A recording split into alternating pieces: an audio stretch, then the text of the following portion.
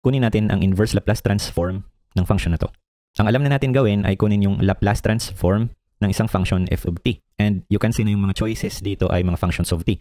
So yun yung gagawin natin. I-apply lang yung definition ng Laplace transform para makuha yung f of s ng mga choices na to. Pipili tayo ng specific value for s, gawin natin 2.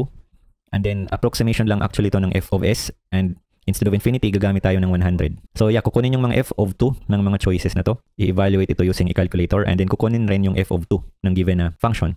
So basically, substitute lang yung 2 dito sa s. And then titingnan kung ano yung magmamatch. So pag in-apply yung integral dito sa mga choices, yung letter A, ganyan yung magiging value. Ito naman si B, ito si C, ito si D. Yung f of 2 naman ng given na function is ito. You can see nagmatch dito sa letter B. So letter B talaga yung sagot. All we have to do now is pakita na ganito talaga yung makukuha sa calculator. So gamitin lang yung numerical integration button na to, i-input yung function. Make sure na nakaset to radians yung calculator kasi magkukompute ng sine and cosine. Yung variable dyan is t talaga, sa calculator ay x. Okay lang yun kasi dami variable lang naman yan. And yung limits nga ay 0 to 100. Don't forget na i-multiply pa yung function ng e to the negative st. And yung s nga natin ay 2.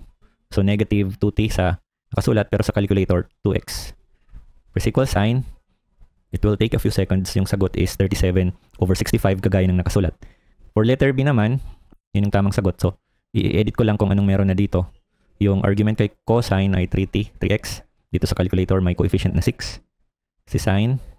And 3t pa rin, 3x yung argument. So press equal sign.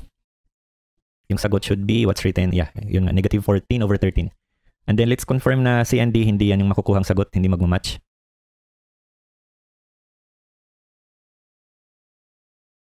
Two yung coefficient ni sine. And 60 yung argument. 3 pala yung coefficient ni cosine. And 2 yung argument. Yung 0.45 na yan, that's 9/20. Okay, last integral, 6 yung coefficient ni cosine, x na lang or t na lang yung argument, negative 3 yung coefficient ni sine, and 3t or 3x dito sa calculator. Press equal sign, yung sagot is 111/65. And so yung nagmatch nga lang is ito lang, negative 14/13. So yung letter B yung sagot.